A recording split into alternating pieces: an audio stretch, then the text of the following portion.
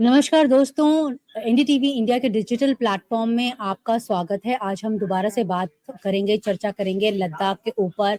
सोनम वांगचुक जो वहाँ के एनवायरमेंटलिस्ट हैं, वो पिछले 16 दिन से फास्ट पर बैठे हुए हैं। लेकिन अब जो ये प्रोटेस्ट है और ये जो अनशन वो जिस पर वो बैठे हुए हैं, सत्याग्रह जिस पर वो बैठे हुए हैं, वो अब बड़ा होने वाला है, क्योंकि जो कारगिल डेमोक्रेटिक अलायंस के लोग हैं, यानी जो पूरी सीनियर लीडरशिप है कारगिल डेमोक्रेटिक अलायंस की, वो उनके साथ जुड़ने वाली है। 24 से 27 तक ये लोग भी सोनम वांगचुक के साथ जो है अनशन पर बैठेंगे, सत्याग्रह पर बैठेंगे, ऐसा सज्जाद कारगिली जो कारगिल के नेता हैं उन्होंने एनडीटीवी को बताया है। साथ में जो सोनम वांगचुक हैं, उन्होंने आज अपना जो वीडियो अपलोड किया है उसमें उन्होंने बताया कि आज उनका 16वां दिन है जब वो फास्ट पर बैठे हुए हैं। पिछले 16 दिन से वो सिर्फ गर्म पानी और नमक ले रहे हैं। काफी उनको वीकनेस जो है वो महसूस हो रही है, ऐसा उन्होंने बताया।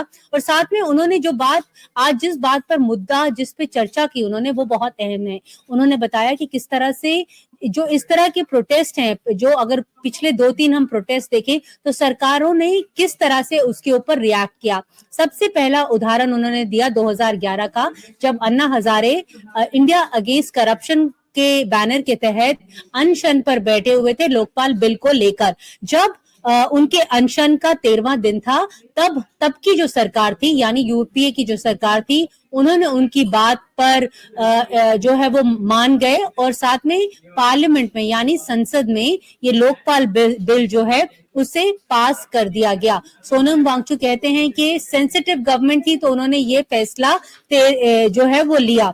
दूसरा उन्होंने एग्जाम्पल जो दिया, उन्होंने 1986 का दिया, जब उनका कहना है कि उनके खुद के पिताजी जो ट्राइबल जो लोग हैं लद्दाख के, उनको उनके अधिकारों को लेकर फास्ट पर बैठे हुए थे। तब की प्रधानमंत्री थी मिसेस इंदिरा गांधी, वो 16वें दिन दिल्ली से लद्दाख फ्लाइट के जरिए गई और वहां पर उन्होंने उनका अनशन तोड़वाया और उन्हें जो अनशन है वो एक ग्लास जूस देकर तोड़वाया और जो उनकी मांगे थी वो मानी। ये सोनम वांगचुक का कहना है कि जो सरकारें थी संवेदनशील थी, वो देखती थी कि लोग किस तरह से इस तरह के आंदोलनों के साथ जुड़ रहे हैं, ज्यादा से ज्यादा लोग आ रहे हैं, तो वो उनकी बातें मान लेती थी। जब 2011 का वो एग्जाम्पल दे रहे थे तो उनका ये भी कहना था कि इंडिया अगेंस्ट करप्शन की मूवमेंट के तहत ही भारतीय जनता पार्टी जो है वो पावर पे आई, सत्ता में आई।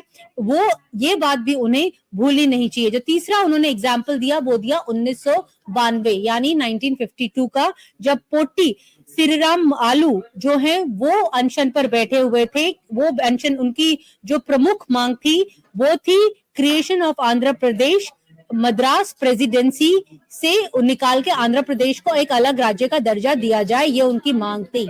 लेकिन वो 58 दिन फास्ट पर बैठे रहे, लेकिन तब की सरकार ने उनकी बात नहीं मानी।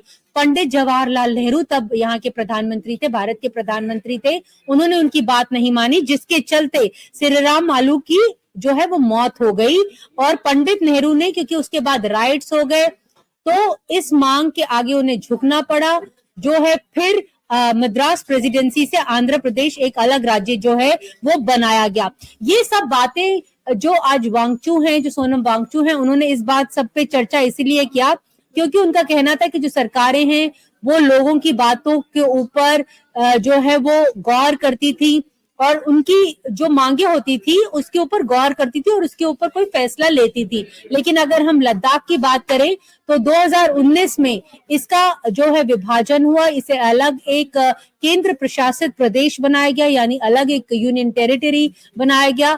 तब से अब तक इन्हें वादा किया गया था कि इसके जो अधिकार हैं, चाहे वो इसके स्पेशल राइट्स हो, 6 शेड्यूल के तहत हो, वो इनके जो है ध्यान में रखे जाएंगे। लेकिन 2019 से अब तक यानी 2024 तक वो लोग वेट करते रह गए, लेकिन भारतीय जनता पार्टी ने अपने वादों पर जो है वो गौर नहीं किया।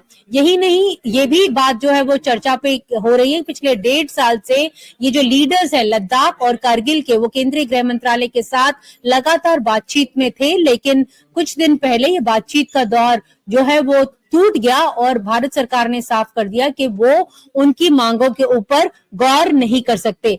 तो इसके ऊपर जो लद्दाख के नेता हैं उन लोगों का कहना है कि जो प्रोसेस ऑफ इलेक्शन है, जो इलेक्शंस में लोग वादे करते हैं, जब जो वो वादे करते हैं वो उन्हें पूरे करने चाहिए। अगर हम लद्दाख के संदर्भ में बात करें तो भारतीय जनता पार्टी ने एक बार नहीं बल्कि 2 बार उन वहां के लोगों को ये वादा किया है कि उनके जो स्पेशल राइट्स हैं उनके ऊपर वो ध्यान देगी, लेकिन ऐसा नहीं हुआ, जिसके चलते ये आंदोलन जो है वो वहां पर खड़ा हो गया है। ये अब एक बड़ा रूप ले रहा है। आने वाले दिनों में ये कारगिल के नेता लोग जो है वो भी इसके साथ जुड़ेंगे। साथ में ये भी अपील की जा रही है वहां के लोगों द्वारा कि अलग अलग राज्यों से, अलग अलग शहरों से भी लोग उनकी इस मूवमेंट के साथ जुड़े, क्योंकि ये मुद्दा सिर्फ लद्दाख और करगिल के लोगों का नहीं है।